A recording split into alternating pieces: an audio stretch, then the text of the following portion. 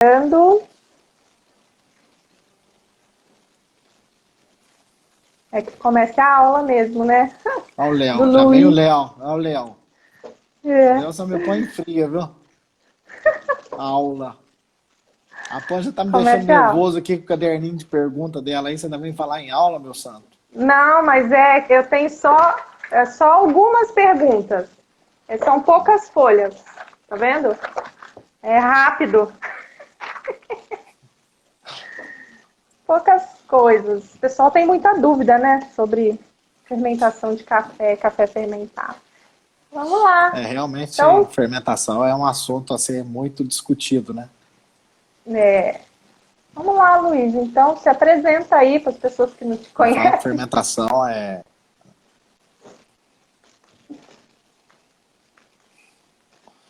Bem, meu nome Olha é eu com o Luiz meu. Paulo, eu sou um dos fundadores aqui da Carmel Coffees. Também sou produtor, quarta geração produzindo café. E hoje estamos dedicando aí a um projeto de fazer alguns cafés realmente diferenciados, a trabalhar com bastante fermentação, estudar sobre as fermentações e tentando inovar.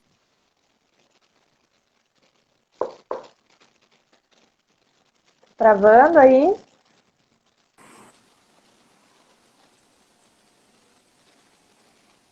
Conseguiu ouvir aí?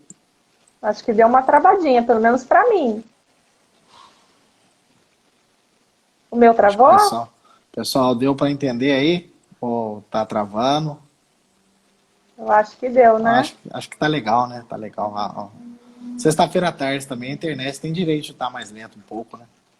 É, ontem estava caindo o dia inteiro também, no mundo todo. O É, pessoal na quarentena tá abusando, usando e abusando da internet, né?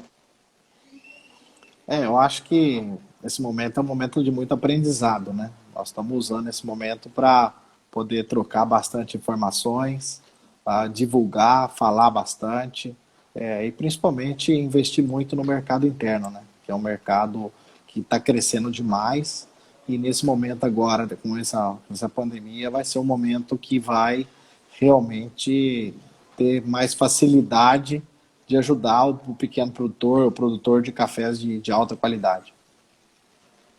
É isso aí. E me fala assim, quando que vocês começaram com fermentação aí na Carmo Coffee? Então, essa história começou há 12 anos atrás, quando nós começamos um projeto aqui que chama New Flavors, onde nós queríamos apresentar alguns sabores diferenciados nos cafés do Brasil. No Brasil, você tinha muito, o pessoal às vezes falava, que café que você produz? Eu produzo natural e cereja descascado. Né? E hoje, com esse projeto que nós viemos estudando, hoje você pode falar que você produz, sei lá, 10, 12 tipos de café numa fazenda, né, se não for mais. E nós começamos a viajar. Tomar uma decisão, nesses 12 anos atrás, de conhecer países produtores. Sair um pouco da caixinha e ser um pouco mais ousado, né? Em se tratando de conhecer África, países como Quênia, Etiópia, que são países que demandam um pouco mais de tempo para você conhecer o interior do país. Então foram realmente algumas aventuras que nós fizemos para poder ter um conhecimento assim de fato no que nós estamos fazendo sobre fermentação e principalmente os países da América Central também. E Entendi. estamos Aí aí são aprendendo e 12 cada anos. ano fazem 12 anos que nós estamos investindo nesse projeto de aprendizado de fazer as fermentações, esses cafés exóticos. 12 anos você investindo nisso e, assim, acho que o público em geral, isso é algo que tem chegado ainda mais recente, né? Então, É, esses fermentados, você acha que eram mais uma experiência ou era voltado para o mercado externo? na verdade, isso começou no Brasil muito focado para o mercado interno, né? Que as pessoas, assim, no quesito de aprendizado, fazer e fazer pequenas escalas e não no sentido de falar de vender no mercado, porque alguns baristas no Brasil que estavam nessas parcerias eram pessoas que realmente estavam procurando esse tipo de café, né? E hoje você tem o Brasil inteiro fazendo projetos e a procura de cafés exóticos, né? E Entendi. vamos falar Não, assim, não, principalmente os campeonatos de barista, né? Os é, baristas hoje estão procurando cada um café mais exótico, um café que realmente traga uma certa características para as competições. Mas o mais importante que eu vejo é que o mercado interno ele passou a exigir e reconhecer hoje esses cafés fermentados. As pessoas procuram cafeterias e já sabem a qualidade desses cafés. entendi. E você acha que essa procura de café fermentado se deve a ser um produto exótico ou que ele realmente ele eleva o nível na qualidade da bebida? Na verdade, o que acontece? Nós não podemos falar de exótico, porque exótico é uma coisa assim. Ele pode ser exótico no sentido de ser encontrado, né? Difícil de ser encontrado. Mas hoje, como os produtores estão aprendendo, estão fazendo, eu acho que nós devíamos passar a falar de cafés de sabores diferenciados. Uhum. Que ele realmente é um sabor que ele proporciona uma explosão de sabores. Então, para um leigo tomar um café fermentado, ele vai sentir a diferença muito rápida, né? Inclusive, é hora de tomar um Entendi. cafezinho, né? Como diz o nosso amigo Léo. Eita, nós, não? E, assim, o café fermentado está sendo uma moda, uma tendência, a gente vai discutir isso recentemente, mas a fermentação de café não é algo recente, né, Luiz? Na verdade, a fermentação de café, eu tive a chance de visitar um centro de benefício de café na Costa Rica, e eles fermentam café desde 1880. Então, quando a gente fala de cafés fermentados, é um projeto novo, pode ser até novo no Brasil. Mas lembrando que na década de 30, o Brasil fermentava café. Com a entrada do IAC, algumas coisas assim, o Brasil parou de fermentar esses cafés. Mas em 30, na década de 30, 40, tinha sim o projeto de cafés fermentados no Brasil.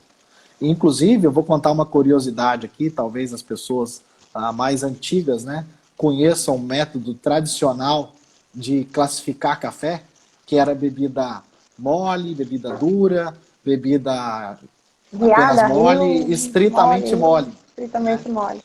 Aí eu vou te fazer uma pergunta. Qual era o máximo de avaliação que um café podia receber naquela época? Nessa linguagem antiga. Você sabe me falar? O máximo, O máximo. Qual era o máximo? Alguém da live aí quer arriscar? e Alguém que aí? está nos assistindo quer arriscar qual era o máximo de fermentação, desculpa, de nota nessa linguagem tradicional que era um café? Nós tínhamos lá, o pessoal falava do café especial, do apenas mole e do estritamente mole, né? Agora, acho que a maioria das pessoas que conheceram isso aí vão falar que o máximo do máximo é o estritamente mole, né? Só que quando se fazia fermentação no Brasil, existia um método de classificação e quem conseguir achar essas planilhas de antigas de classificação COB, que era a classificação oficial brasileira, vai achar lá uma classificação que pouca gente sabe, mas existia o doce melado, que era Nossa, acima do estritamente mole.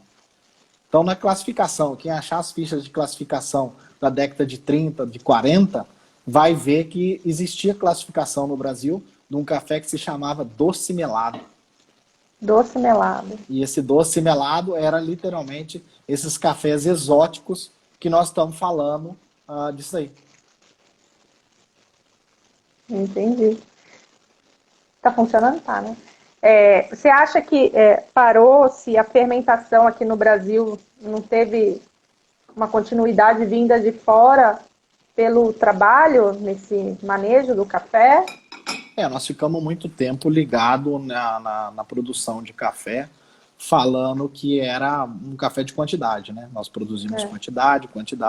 Quando nós começamos os trabalhos de cafés especiais. Você pega, por exemplo, a BSA está completando 25 anos, e ela foi a pioneira, né, nesses trabalhos aí, juntamente com alguns produtores de cafés especiais, principalmente aqui na região. E eu mesmo, quando entrei na BSA, em 2000 mais ou menos, nós visitávamos alguns lugares onde as pessoas provavam os nossos cafés e a pergunta era, mas esse café é de onde? Esse café, eu falei, óbvio que é do Brasil. Eu falei, não, esse café não é do Brasil.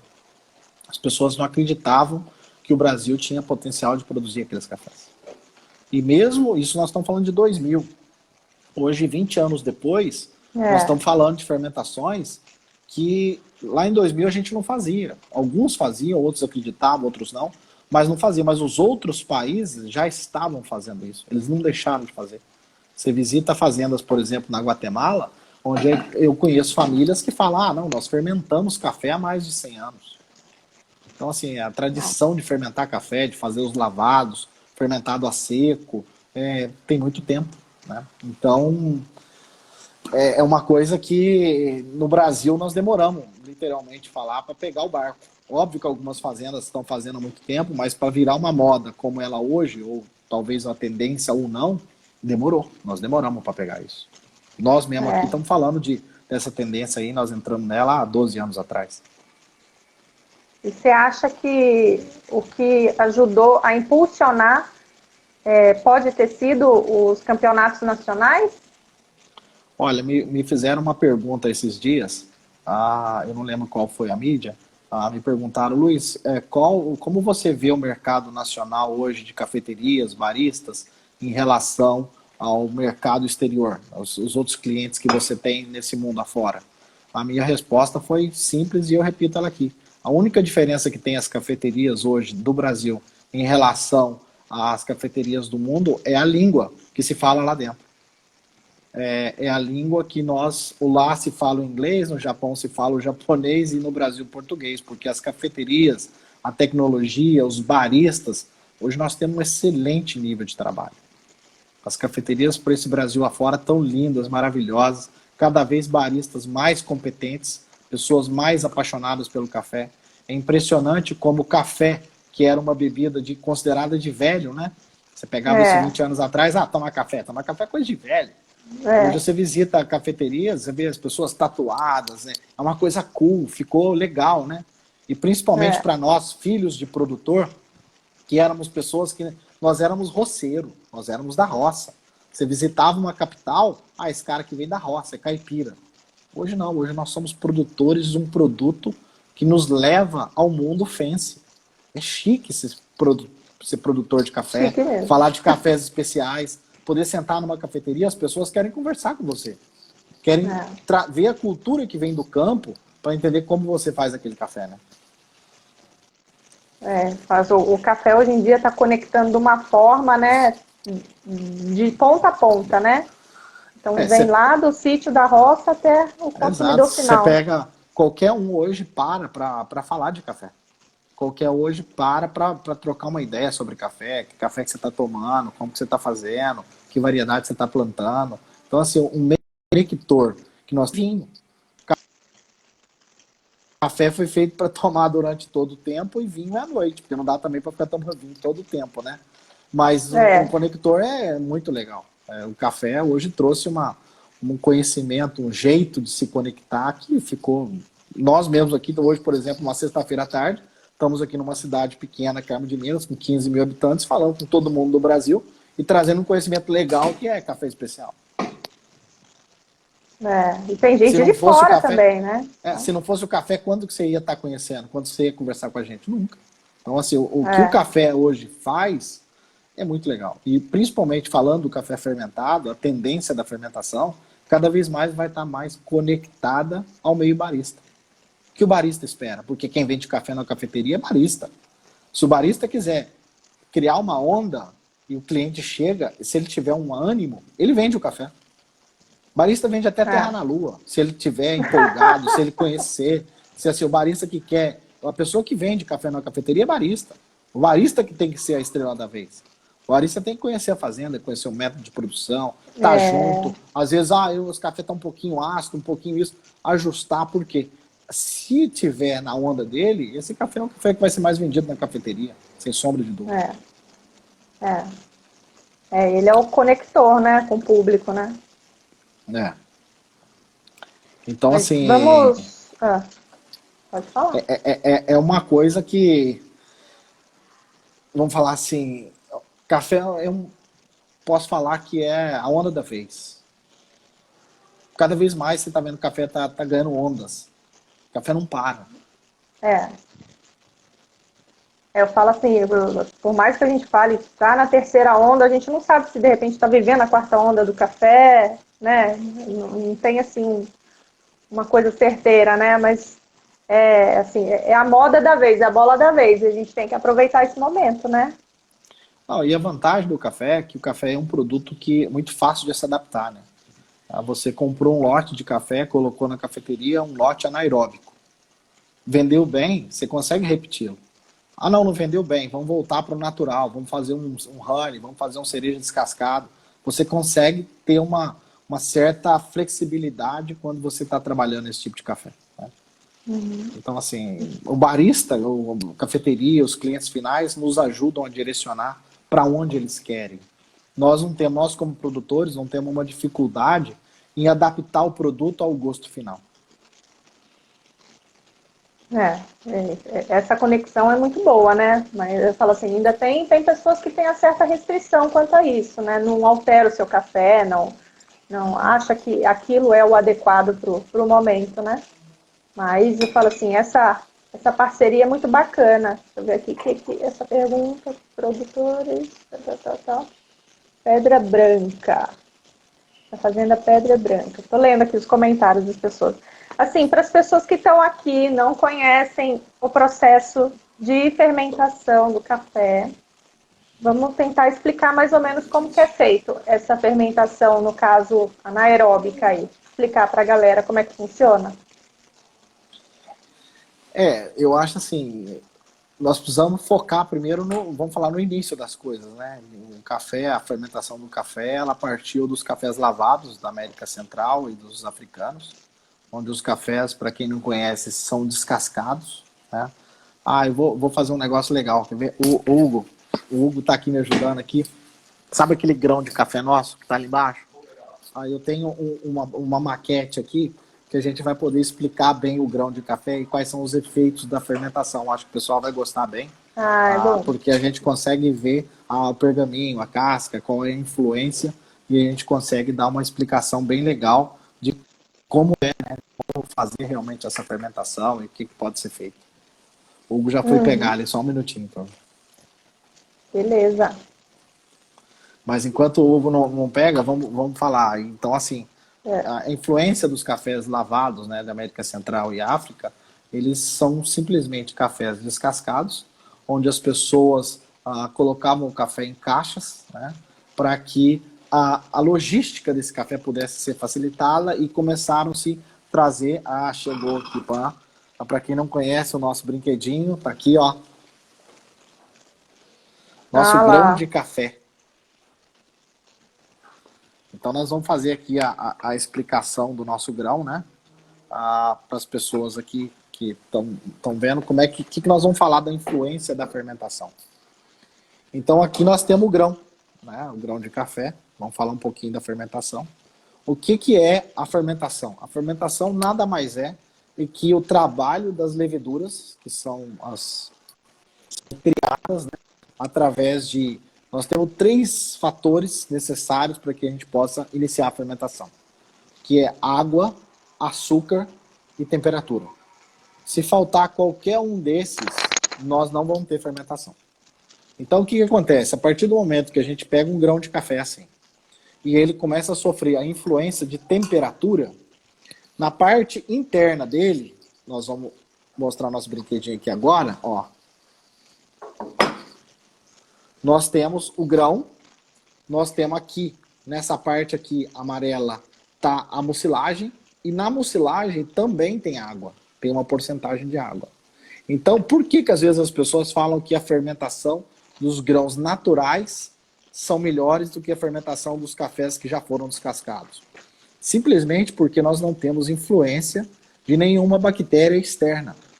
Então nós temos a chance de ter a fermentação num ambiente muito mais limpo, sem influência externa.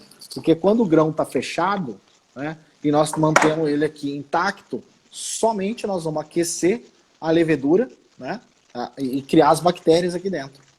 E aí, criando as bactérias aqui, o que nós vamos fazer? Nós vamos começar a ter uma transformação intercelular. O que significa transformação intercelular? Nas células do café, que aqui nós temos o nosso pergaminho, tiramos o pergaminho para que vocês possam compreender, e aqui nós vamos tirar a película de açúcar que passou para dentro do grão. Então, essa açúcar aqui começou-se a fermentar, esse açúcar tem bactérias, as bactérias entram para o grão de café, que aqui está nosso famoso grão de café, né? E como vocês podem ver, aqui nós temos já uma linha amarela, é por onde entram as leveduras e começam a fazer uma fermentação nas células do grão. Então, por isso, nós temos uma fermentação intercelular. E essa fermentação, quanto mais feita num ambiente seguro, sem influências de outras bactérias, você tem uma fermentação muito mais bem feita, né? Por que as pessoas falam que o vinho tem uma fermentação, a maceração carbônica, ela é a melhor maneira de fazer uma fermentação? Todo mundo viu falar aí dos grãos, né, do cafés Laurinas, que ganharam na barista, né, que foi campeão mundial usando um café brasileiro. E esse café foi feito através de uma maceração carbônica. O que é a maceração carbônica? Literalmente isso que eu acabei de falar para vocês. Fazendo só um paralelo do café e do vinho, a maceração carbônica começou no vinho em 1827, né, com um francês, não sei bem a pronúncia, mas é Louis Pasteur, né? E desde 1800 e bolinha se fazia a fermentação. E o que acontece? A fermentação do vinho, ela começou literalmente mantendo-se as uvas intactas, como eu acabei de mostrar para vocês aqui. Você tem o grão intacto, né? E quando você faz a fermentação da uva ou do grão de café num ambiente totalmente seguro, por isso que a maceração carbônica é uma das fermentações mais satisfatórias em termos de resultado, porque você não tem influências externas. Você não tem influências de outras leveduras que vieram e vão a trabalhar. Eu vou dar um exemplo para vocês, como é que café é complicado. Os baristas aí que gostam bem de entender uma certa arte de café, você sabe que café começa a colher às 7h30, 8 horas da manhã. Né? E eles ficam em sacarias, no campo. E as pessoas colhem café às 8 horas da manhã, colhem café ao meio-dia e colhem café às 4 horas da tarde. O café que foi colhido às 8h30 da manhã, ele está sofrendo influência do sol desde as 8h30 da manhã.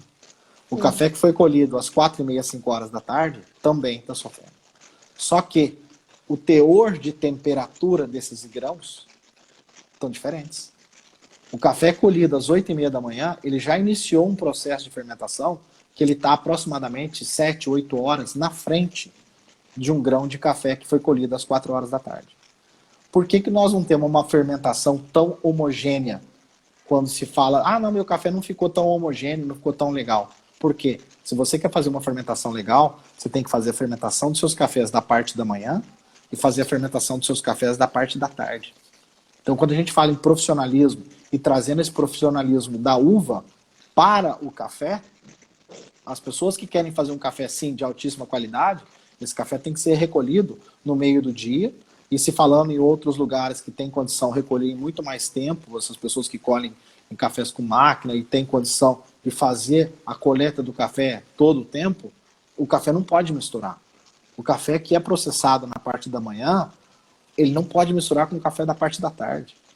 Quem já visitou para entender de fermentação da indústria láctea, e eu fui fazer uma visita com um amigo meu, Pedro, não sei até se ele está aí, Pedrinho me levou para visitar a Serra da Canastra. A maioria das pessoas lá que fazem queijo legal, eles têm o queijo do leite da manhã e o queijo do leite da tarde. Porque existe, sim, uma influência. E o café é a mesma coisa. Você tem que ter o lote seu da parte da manhã e o lote seu da parte da tarde. Porque as temperaturas são diferentes. Então, falando de fermentação, os detalhes da fermentação são muito importantes para que você tenha um café realmente de altíssima taça. Falando em cafés de 90 pontos, nós temos que procurar fazer coisas assim, são detalhes pequenos que nós temos que fazer. E aí o Léo tá falando, exatamente, o Pedrinho Braz, que deve estar trabalhando agora, né, Léo? Mas nós vamos aqui falar mal dele, nas costas dele aqui. Ele me levou para conhecer os queijos lá na Serra da Canastra, e olha, o Pedrinho me deu uma aula de fermentação, gente. E literalmente, fermentação é tudo a mesma coisa.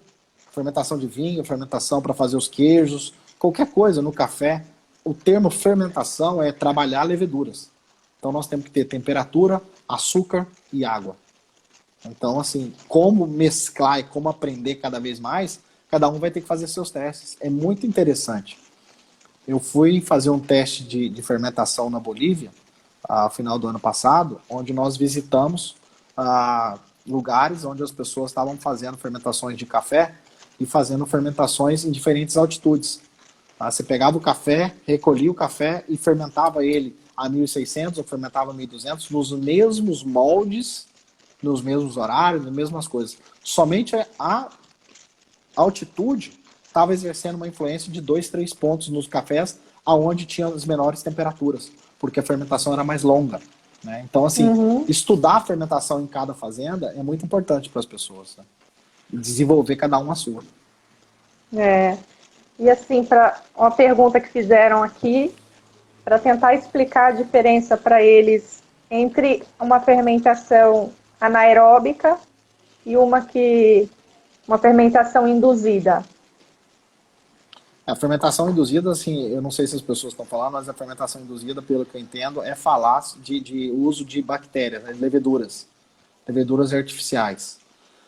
Eu tive uma experiência, nós somos aí 8 anos atrás, quando nós trouxemos as primeiras leveduras da Áustria, né, quando a Lallemand ainda estava vindo para o Brasil com essa ideia de café, nós trouxemos, importamos algumas leveduras da Áustria para fazer o teste aqui no Brasil. E nós importamos as leveduras que eram usadas na champanhe Vive Clicquot. Nós queríamos fazer um café um pouco mais, vamos falar assim, estilo fancy da Vive Clicquot. E tem uma vantagem e uma desvantagem, né? Quando você traz uma levedura e faz uma fermentação induzida, você está perdendo o terroir da sua fazenda, você está deixando de ter aquele sabor especial das montanhas, de cada um na sua região, e você está padronizando um café. Por mais que você fale, não, mas ainda tem uma influência do terroir, de alguma coisa, mas a maioria do sabor que você vai sentir naquele café é o sabor da levedura artificial. Então existe sim uma padronização que está fazendo desses cafés. E por que a levedura no vinho? Porque hoje você compra uma garrafa ou 1.000 garrafas, você quer ter o mesmo sabor nas 1.000 garrafas. E o café, gente, o café especial não é assim. Você faz um lote, ele é único. Por mais que você queira talvez repetir o mesmo sabor, dificilmente nós vamos falar que é o mesmo café. E hoje na champanhe, nos vinhos, se abre uma garrafa ou abre 10 garrafas, praticamente é 99,9% a mesma coisa.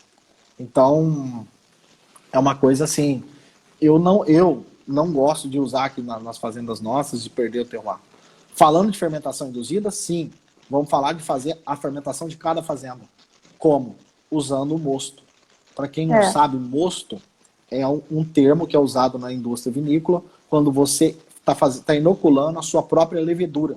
Aí você cuida da sua levedura, alimenta ela, porque se você deixar de alimentá-la, ela vai morrer, porque ela também necessita de açúcar. A levedura começa a comer, produz álcool, se aumenta a temperatura, ela morre. Então você tem que cuidar também da sua levedura. Então, para quem quer realmente fazer uma fermentação induzida, eu sugiro cada um fazer o seu próprio mosto, de preferência das melhores variedades, e aí conduzir sim uma fermentação induzida. Não sei se eu respondi, né? Mas acho que eu falei até demais. Não, tá ótimo. E agora, como que é o processo da fermentação anaeróbica? O processo da fermentação anaeróbica é quando você faz, né, uma fermentação. Nós temos 2 tipos de fermentação que você pode ser consideradas anaeróbicas. O primeiro é quando você coloca o café dentro de um tambor, vamos dar um exemplo bem clássico, e coloca as válvulas que são o airlock, aquelas válvulazinhas que são usadas muito na indústria de cerveja, e você espera que as leveduras comecem a trabalhar. Quando elas começam a trabalhar, elas produzem CO2. O CO2 é mais pesado e denso do que o oxigênio, então ele expulsa o oxigênio do ambiente, então as leveduras começam a fermentar somente com gás carbônico, e onde vão grande parte das bactérias que são maléficas vão morrer.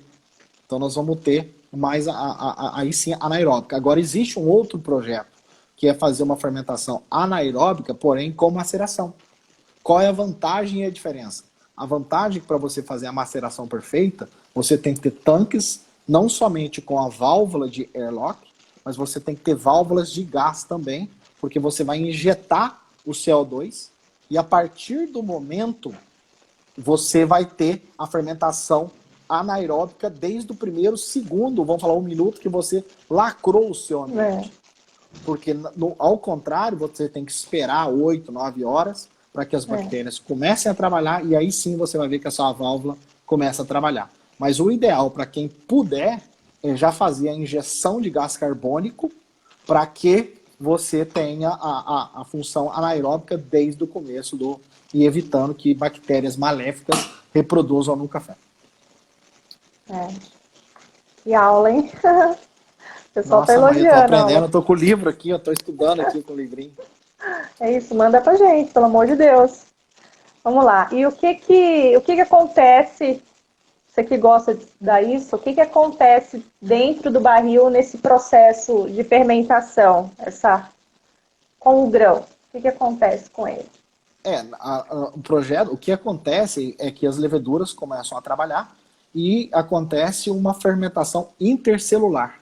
Né? As células do café começam a fermentar internamente. Por isso que você consegue ter... As pessoas às vezes acham que somente a mucilagem está fermentando.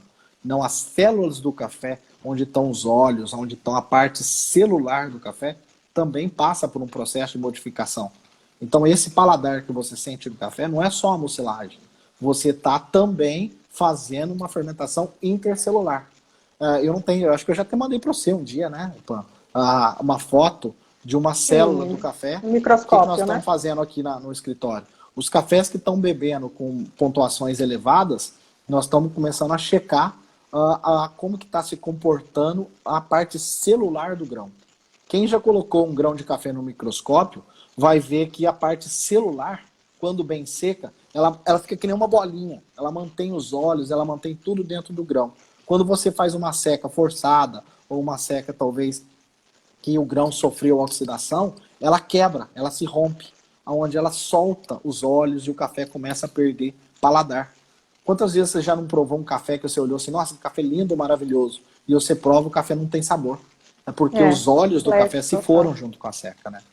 Porque café é composição celular. Então nós temos que entender como conduzir as células do café para que você possa realmente ter uma seca adequada. Não sei se eu respondi a sua pergunta. Não, tá, claro que respondeu. Deixa eu perguntar outra coisa. A gente vê muitos cafés, assim, por exemplo, fermentado com notas de morango, fermentado com notas de tangerina, fermentado.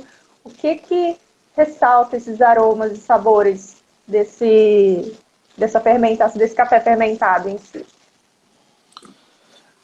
O que acontece nesse café?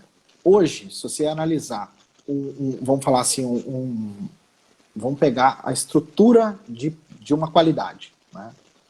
Hoje, 60% da qualidade do café vem Vamos esquecer processo, tá? Vamos falar que você vai fazer um excelente processo, mas para a gente analisar o porquê que um café vai ter uma característica e porquê que o outro café vai ter outra característica.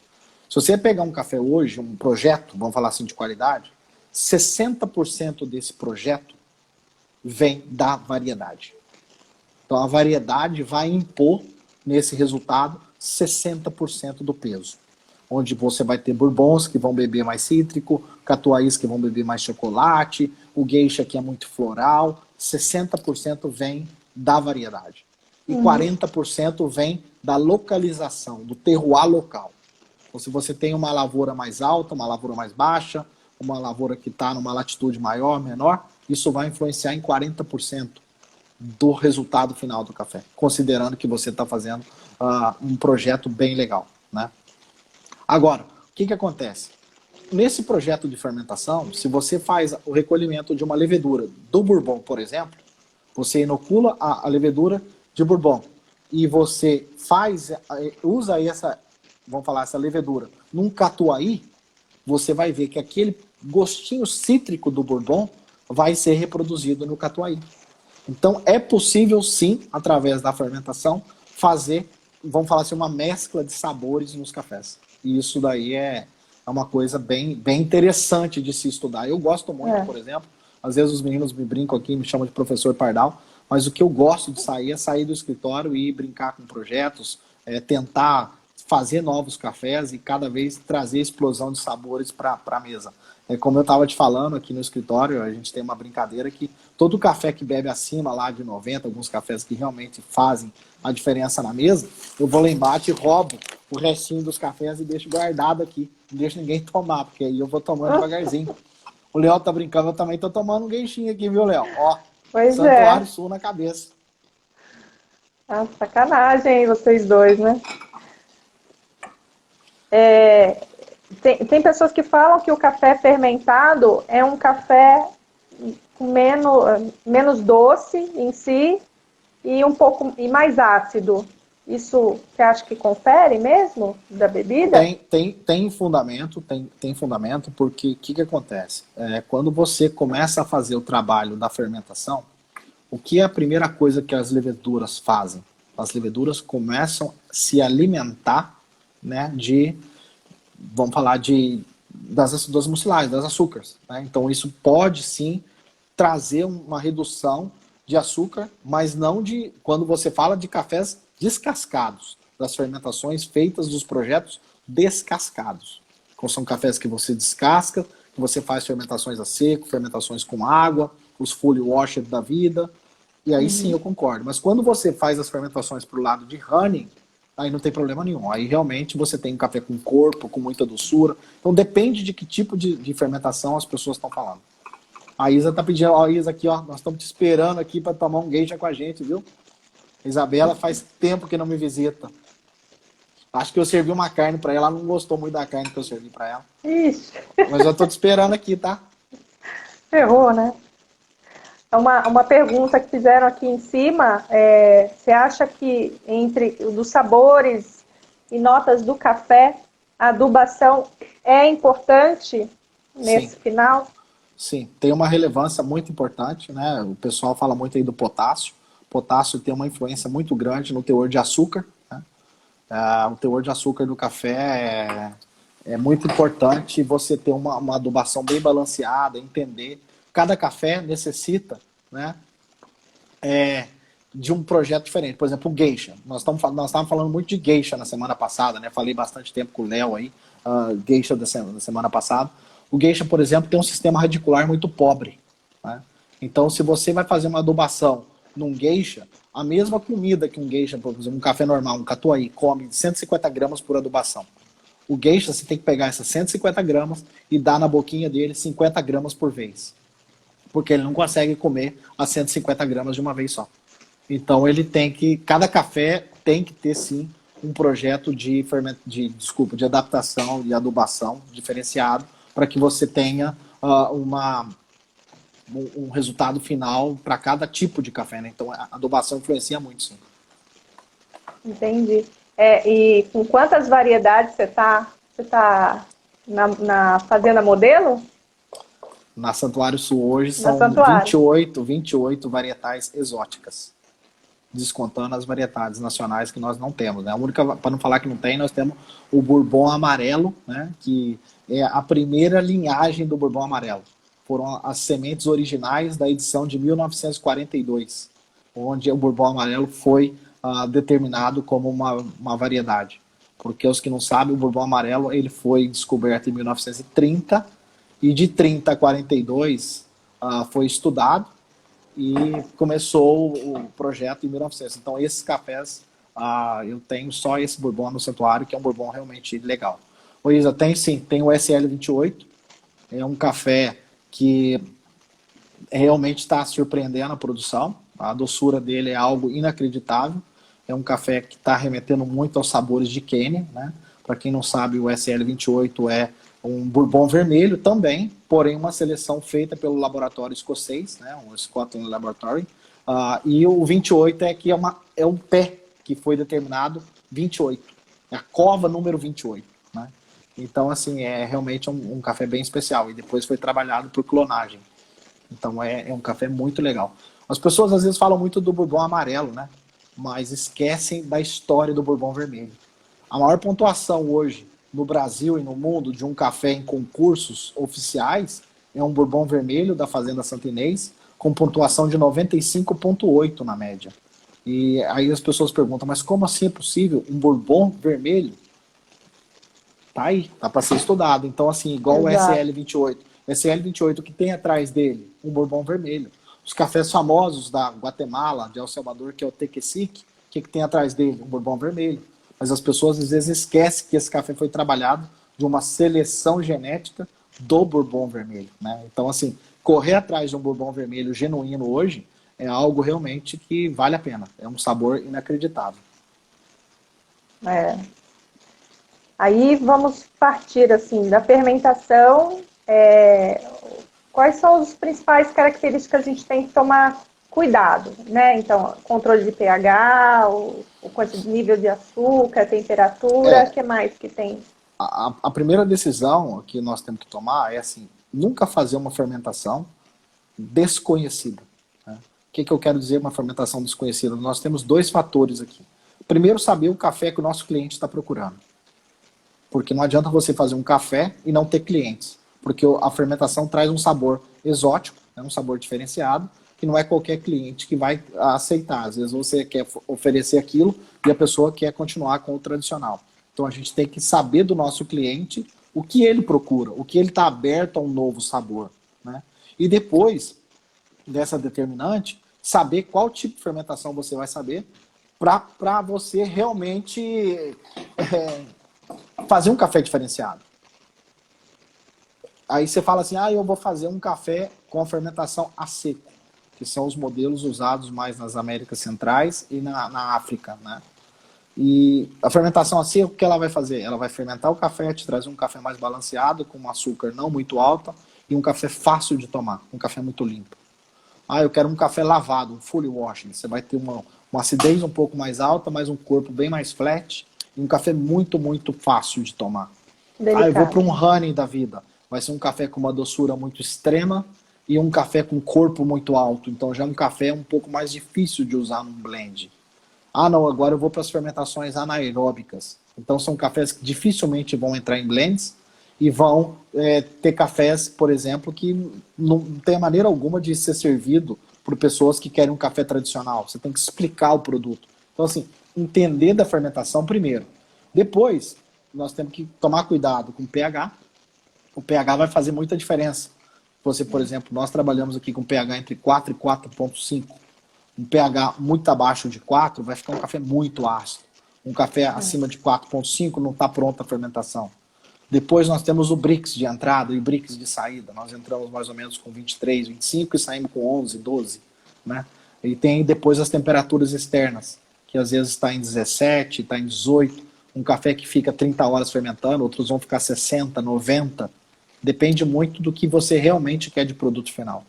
Nós temos fermentações hoje aqui na fazenda que vão desde 24 horas até 150, 160 horas. Então, assim, o que é o produto que nós queremos? E aí sim vai entrar o que vai influenciar mais. Vai influenciar mais um pH. O pH não pode passar de ser menor que 4. Vai influenciar o Brix. Aí eu não quero fazer com que o Brix venha abaixo de 11, porque isso me representa que as leveduras já comeram muito açúcar e vão começar a produzir álcool. Né? Então, vai influenciar muito qual processo de fermentação as pessoas querem fazer para ver qual cuidado se toma mais. Né? Por exemplo, tem cafés que nós fizemos aqui uma fermentação, onde você faz nos tanques, deixa o café no tanque por 7, 8 dias, mas tanques abertos, fermentações aeróbicas. O que nós vamos procurar nessa fermentação? Aumento de temperatura. Onde uma temperatura normal do ambiente está 18 graus, 20 graus, nós chegamos a ter temperatura de 50 graus do meio do café. De tão alta tá o teor de fermentação lá. Então, assim, cada fermentação exige um cuidado, né? Então, são fermentações que vão no cuidado da temperatura e outras vão para o cuidado do pH ou até mesmo do teor de açúcar no grão. Entendi. Tava cortando um pouco. Tá cortando? Cortou, não, né? Voltou. Qual é a diferença final do café numa fermentação anaeróbica e numa aeróbica? Qual é a diferença no produto final? A diferença no produto final praticamente é a mesma. Você tem a fermentação. A grande dificuldade é que numa fermentação aeróbica, você tem a influência de bactérias maléficas. Então a chance de você ter um copo estourando, você ter um copo bebendo riado ou fermentado é muito grande. Então aquele sabor de fermentação você vai sentir nos dois. Porém, na fermentação anaeróbica, você tem uma facilidade de controle muito maior em relação à fermentação aeróbica. Então você tem que saber qual que você está fazendo. Porque no resultado vai ser o final. Você vai ter um café fermentado. Mas como conduzi-las, os dois você vai chegar. Mas uma é muito mais fácil que a outra. Porém, a fermentação anaeróbica necessita de muito mais mão de obra, necessita de ter tambores, tanques, que traz um encarecimento no benefício desse café. Sim. E para fazer o anaeróbico, no caso, tem que ser tudo colheita seletiva? Na verdade, a colheita seletiva ela ajuda você a padronizar os grãos, né, para padronizar os sabores. Se você entra num café para fazer uma fermentação com uma porcentagem muito maior de grãos verdes ou grãos boias, você pode estar trazendo a má influência, principalmente com a presença de grãos boias, que grande parte já vem com fungos da lavoura. Quem nunca viu um grão de café boia no pé, aquele funguinho verde com aquele funguinho branco. Quando você joga aquilo dentro do tanque e fecha, você está aumentando muito rápido a proliferação daqueles fungos que muitas e muitas vezes são maléficas. Então, assim, separar o grão e entrar numa fermentação com grãos padronizados ajuda não somente a você ter um sabor de café de boa qualidade, mas não ter uma influência negativa na parte da fermentação. Sim. Agora, como que é o processo agora da seca desse café agora? O que é de diferente o processo de seca desse café dos demais, assim, no caso? A parte mais importante de falar de fermentação é que nós temos que tomar um certo cuidado, que quando você faz fermentação no café, você diminui a vida útil dele, né? Você diminui o shelf life do café. Ele passa a ser um café mais propício a envelhecimento do que um café seco pelo método tradicional. A partir do momento que você faz qualquer modificação nas células do grão, ele está propício a perder o seu tempo de útil de vida, né? Então, assim, aquele sabor rico, ele não vai ficar por tanto tempo. E aí, o que acontece? Quando você faz essa seca, a seca tem que ser a mais perfeita possível. Eu gosto de uma seca constante e lenta. Eu vou dar um exemplo para vocês. O que acontece? Aqui, ó, nós temos o nosso grãozinho de café, vamos voltar nele, né? Nós começamos a secar o grão, o que acontece? A parte onde tem água, começa a sair a água. E aí, começa primeiro a sair a água daqui, né? Que é a parte externa do grão. Nós não chegamos nem no ambiente. Porque nós começamos a fazer uma entrada de calor, né? Nós estamos recebendo calor aqui, a casca começa a secar. Depois que a casca começa a secar, nós começamos a secar aqui a mucilagem. Quando você tem aquele grão de meia seca, que já é aquele grão mais escuro, né? Você começa a fazer uma interferência na parte interna do grão, de fato, né? Então a temperatura começa a chegar aqui, que é o nosso diamante, e aqui nós vamos falar do nosso processo de seca, né? Como é que nós temos que secar isso daqui? Isso aqui, gente, é que nem passar bife. Quem nunca fez um bife na chapa sabe muito bem que nós vamos falar isso aqui. Se você coloca uma alta temperatura, você aquece as laterais do grão e você lacra os poros para a saída de água. Então, quanto mais quente for essa temperatura, mais difícil vai ser a seca lenta para tirar a água que está na parte lá dentro do grão. Ela tem que sair devagarzinho para que você consiga tirar. Então, o que você tem que fazer? Colocar uma temperatura baixa para que você consiga aquecer todo o grão de uma maneira uniforme e não aqueça de uma maneira que você queime as laterais. Se você queimar as laterais, ou quando quebra um pergaminho, ou quando um grão abre, aquele sol bate forte direto aqui, você lacra os poros e aí sim só vai sair a água com muita temperatura. Então aquela água ali, atividade de água que está aqui no grão, é importante ter uma seca com temperatura baixa para que você possa tirar aquela aguinha de dentro do grão para fora. Tá? Então o que as pessoas falam? Você tem que fazer uma seca. Eu gosto, por exemplo, de fazer em estufa ou secador. Eu adoro secar café em secador, porque você tem todo o controle de temperatura. Você vai lá e põe 35 graus no secador e esquece, você não tem mais problema. O seu café vai ter uma seca lenta, a hora que ele estiver pronto, ele está pronto perfeitamente. É uma coisa assim, principalmente hoje, com os equipamentos de seca, né, dessas curvas de seca, nós vamos ter uma seca muito legal no secador. Ou então nas estufas, que você também vai ter uma seca bem lenta. Secar no terreiro hoje, as pessoas falam, a seca de terreiro é a melhor seca que existe. Depende. Carece de muito cuidado. Qualquer grão que quebra o pergaminho, que abre, que você consegue soltar o grão, você já começou a prejudicar o café. Então, assim, o terreiro suspenso ou um secador é o que eu acho que mais... O Léo gosta de falar de pirraçar e nós temos que tomar muito cuidado. Realmente essa seca é um modelo que tem que ser, cada um analisar, mas a seca lenta, onde você não estraga os óleos e a célula do café, é a melhor. O Léo tinha feito uma pergunta aqui. Ele perguntou se pode passar o café no lavador e depois fermentar anaeróbico. Então, Léo, isso aí, cara, é uma coisa que eu estudei, fui até na Argentina para me ver o modelo de trabalho em cima disso. O que acontece? Você tem que literalmente lavar o café. Ou numa máquina lavadora, que as pessoas conhecem, as Pinhalés, Palini da vida, essas máquinas de lavar o café, ou literalmente dar uma ducha no café. Quando o café chega e você tem um café bem uniforme, você pega uma água limpa e dá uma ducha no café. Tem duas influências aí. Primeiro, que nós precisamos trazer todas as temperaturas, uniformizar a temperatura do grão. Tem grão que vai ser colhido, como eu falei no começo aqui, 8 horas da manhã, e grão que vai ser colhido às 5 horas da tarde. Então eles estão com diferenças de temperatura. Então quando você dá um banho nele, toma uma ducha, né? Quem faz esporte sabe, chega em casa e quer tomar aquela ducha gelada para você reduzir a temperatura do corpo, o café também quer. Então você, quando joga uma água fria no café, ele resfria, ele vem todos os grãos para o mesmo teor de temperatura, e aí sim você tem uma facilidade de educar uma fermentação. E o segundo ponto, principalmente para uma fermentação anaeróbica de lavar o café, é que você está tirando todos os fungos. Você está literalmente tratando o café como alimento. Você está tirando aqueles fungos que estão ou no caminhão, ou no pano, aonde o café ficou, lá tem sujeira, gente. Se você pegar um microscópio e analisar, os fungos já estão colados no café.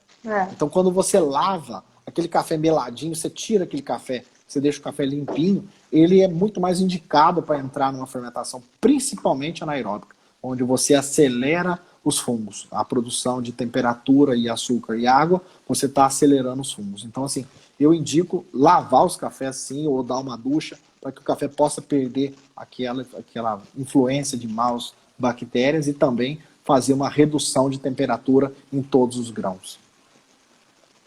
Não sei se eu respondi aí, Léo.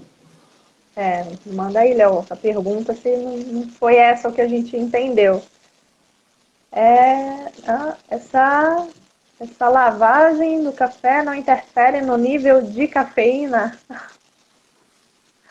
Não, o nível de cafeína não, porque como nós estamos fazendo uma lavagem externa, né? Nós estamos simplesmente fazendo uma abertura. Nós não estamos tirando assim da parte celular do grão. Isso aí não influencia. O que influencia na cafeína, sim, aí é como você vai passar o café. Aí entra na barista que está em cima aí, ó. Ela vai poder falar os métodos que diminuem ou aumentam o teor de cafeína do café. Mas na parte aí de lavagem de café não tem influência nenhuma, não. Então, tá vendo aí, gente? Então, não é assim que tira a cafeína, diminui a cafeína do café, viu? Vocês aí fazem o processo de retirar a cafeína? Na verdade, nós temos aqui, o que nós estamos investindo hoje é um estudo de trabalhar algumas variedades que estão tendo uma redução de cafeína natural mas aqui fazer um projeto para tirar a cafeína, não. Nós, que eu tenho conhecimento, as pessoas estão fazendo alguns fóruns do Brasil, mas nós aqui nós não temos. O que nós estamos fazendo aqui é incentivar a produção de laurina ou aquele bourbon Poitou, variedades que tenham um teor reduzido de cafeína Baixo. natural. Uhum. E ainda assim mantém o sabor do café, né? Exato. É. Então, assim, é um projeto bem legal, né? Falar de fermentação, falar desse tipo de café especial, como a gente estava falando lá no começo, é uma paixão, né? E eu estava falando É que apaixonante. quando a gente começa a falar de café, a gente esquece do tempo, né? Esquece que realmente tem barreira, tem a quarentena, que tem os problemas que nós estamos enfrentando. A gente está com 57 minutos, daqui a pouquinho vai cair de novo. Eu não sei se você tem interesse de continuar a live, as pessoas querem que continue a live. Olha, como diz o Faustão, quem manda é o público. Nós estamos aqui para fazer o que eles quiserem. Nós estamos à toa sexta-feira, não sei você, mas estamos à disposição. O pessoal tiver dúvida, alguma coisa, vamos seguir. O pessoal fala, já cansamos de falar desse negócio, pelo amor de Deus, vamos embora para casa, vamos fazer alguma coisa. Também estou à disposição. Não, mas vai fazer o quê, né? Não dá para assistir jornal, senão a gente pira, né? Pelo amor de Deus. Tá, Lua. Pelo amor de Deus. Eu tenho algumas perguntinhas aqui, mas eu acho que para a gente não cortar ou a pergunta ou a resposta, eu vou encerrar essa e vou reabrir outra. Assim não corta. Pode ser? Sim, senhora. Pode ser. Sim, senhora. Vou salvar essa live sim, tá bom, gente? Fica tranquilo, porque depois eu vou rever ela até para estudar um pouquinho mais, que eu estou aprendendo aqui, estou com um caderninho de... Olha lá, estou escrevendo. Então vou encerrar, aí você entra de novo, tá bom, Luiz? Tá bom. Não tem. Não dá tempo nem de fazer café, rapidinho, vamos lá. Bora lá.